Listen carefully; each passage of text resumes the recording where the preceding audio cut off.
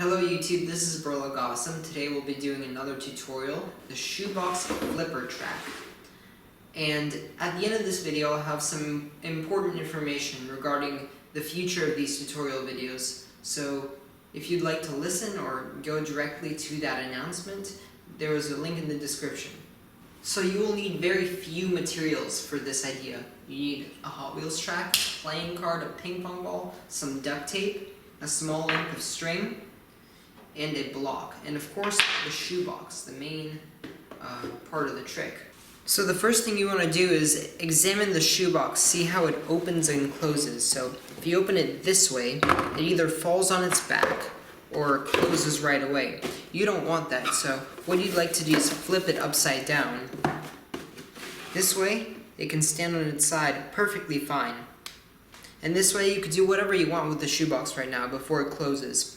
You could put a track right here, let a marble go through, and in case you didn't see that with the camera angle, you could put a track right here in the middle of the shoebox. You could put it on this side of the shoebox, but then be careful when it closes, you gotta leave enough space. Now what you want to do is precisely tape your shoebox, and I like doing it through these flaps right here. And the same thing, I'll open it so you can see. The same thing with the second flap, like this. Get it through the flap and tape it down.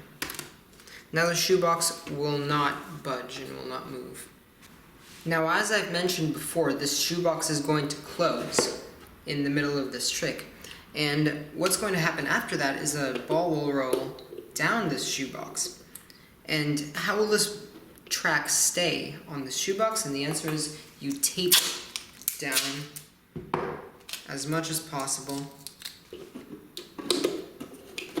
and 2 pieces of duct tape should be enough for it not to slide anywhere or come off in any way.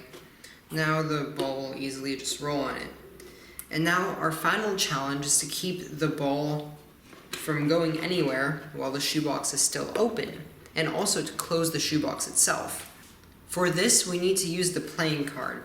We're going to fold this playing card around this track like this, and we're going to tape it exactly like that. We're going to use the tape,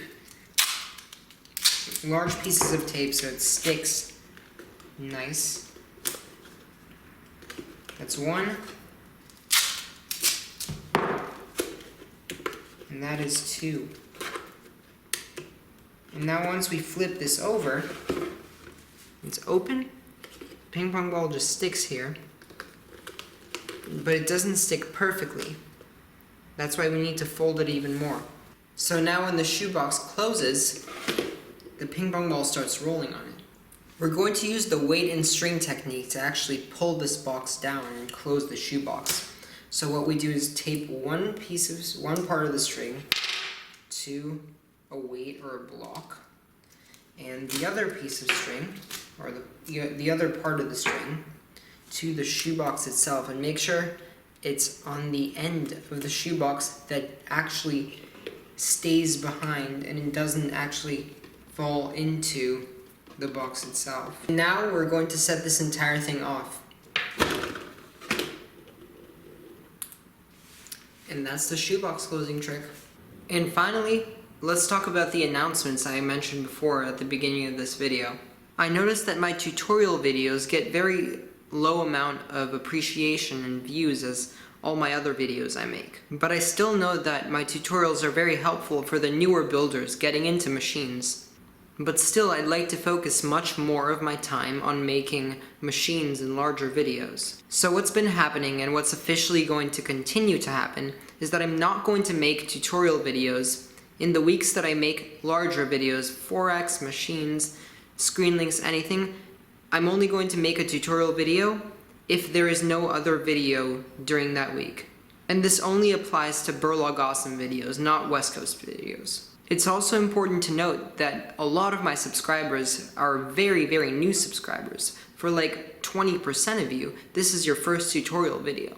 So I wanted to know all of your opinion on this. If you guys really want tutorials and you're disappointed by the fact that I'm going to make tutorials less, I'll make an effort to make these tutorials as much as possible.